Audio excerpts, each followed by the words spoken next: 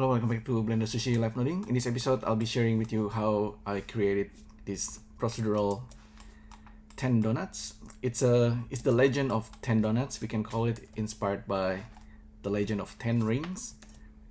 Okay, so this thing was generated from circle, just a single circle to start with before we turn it into a ring donuts, and then it becomes the 10 rings. Okay, so it's there's a lot of things happening underneath, and you might see this is not exactly like donut. It's more like kind of like a pretzel, but it's not that complex. Donuts is probably easier to understand. So we have let's get back to number 5. We have a proper donut. In this case, I turned it into like a churros, Spanish donut. Sometimes, yeah, I think when think of donuts, there are all kind of donuts out there actually, but the one we know is the one with the ring shapes. Sometimes people got it mixed with bagel, but they're totally different. So let's dig down. Like I say, I started with just a circle object which is hidden, just this guy over here. You can actually even goes further and change the resolution of the circle, but we're not gonna do that. And then there's this ring, which is just the donut made of 2 circles. So this is the original circle, and we can resample it differently. So you can have this kind of shapes. You might notice that Blender suddenly frozen. That's because in this version I forgot to delete some points, so I have to be careful there. So restart Blender, and so basically it's something to do with the icing. If we didn't delete the icings when we are making changes, we might hit like it's gonna be too hard to calculate for Blender. But anyway, so let's start again. So this is the donuts, and it makes the shapes based on the 2 conditions. So very thin donuts, shape of donuts that's like this, just like a 4 corner or more, so it's become circular. So that's the donuts basically, nothing more, nothing less. This is the ring, the inner rings and the outer rings being controlled. I should maybe turn this into more parametric by plugging the parameter out here, so I can control it over here under modifier. But anyway, we can continue. We can subdivide, but I simply just add a shade smooth over here. So that's the ring, that's the donuts. Now we continue to the 10 rings. Why is it 10? Because of this number. That's this parameter. I can make it any number. But since this is the legend of 10 donuts, we make it 10.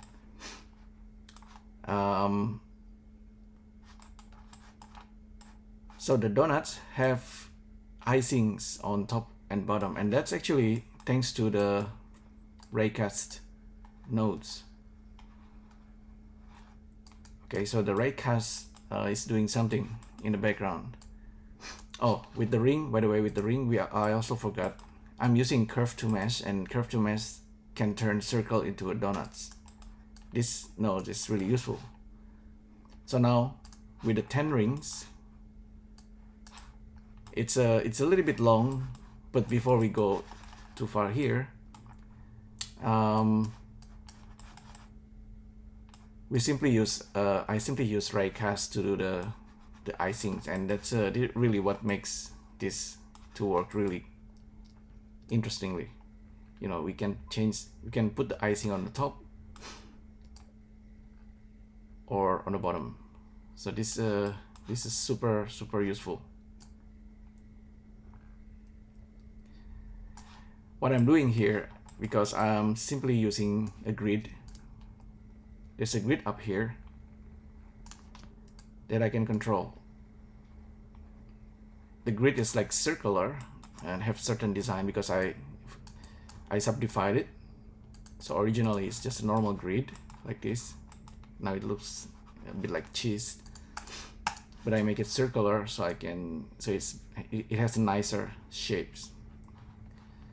The grid actually can be transformed in any directions, X, Y, Z.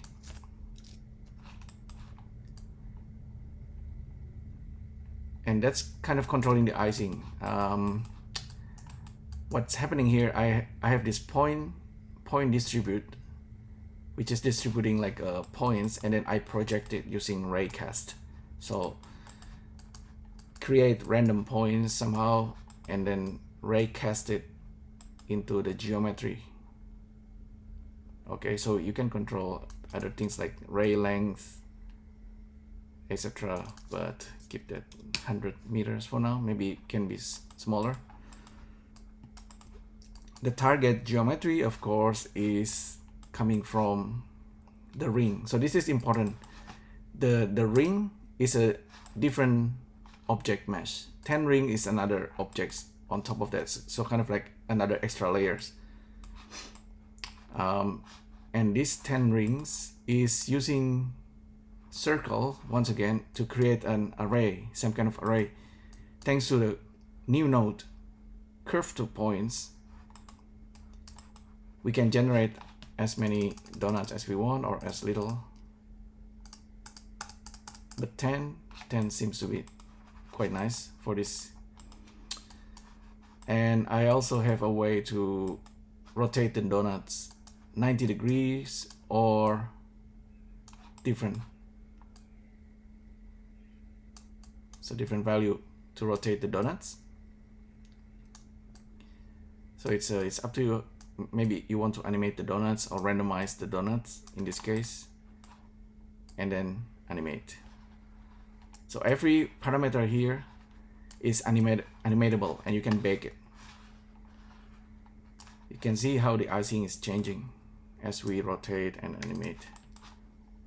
Okay, so let's keep it simple for now. Rotate 90 degrees. Originally it's actually looking like this, which is quite nice in itself.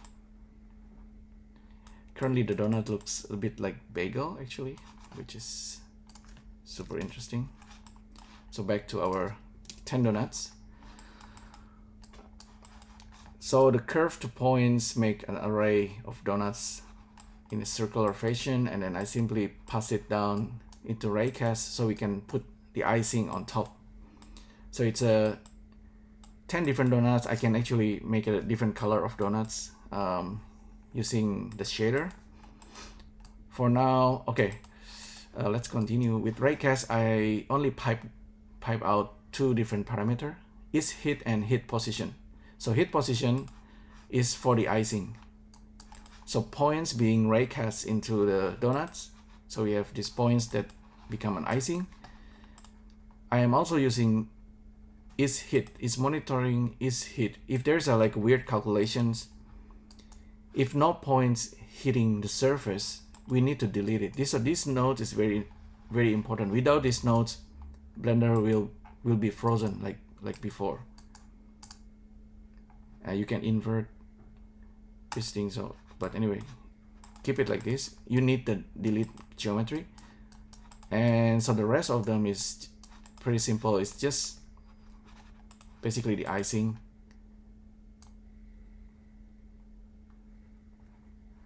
I'm using point to volume and volume to mesh, and I subdivide it also to make it high resolution and smooth looking. So I have attribute randomize. Okay, I'm randomizing the donuts a little bit. So every donut's different, and I'm assigning a material pink for the icing. I can have different color. So everything looks the same if you put icing on top, right? the donut itself, if we can go to the material, let's call it donut material. Currently it's just the same color. If we go to shader, I believe I can make changes. Okay, this is the donut material. We can change the color. We can have color ramp. Let's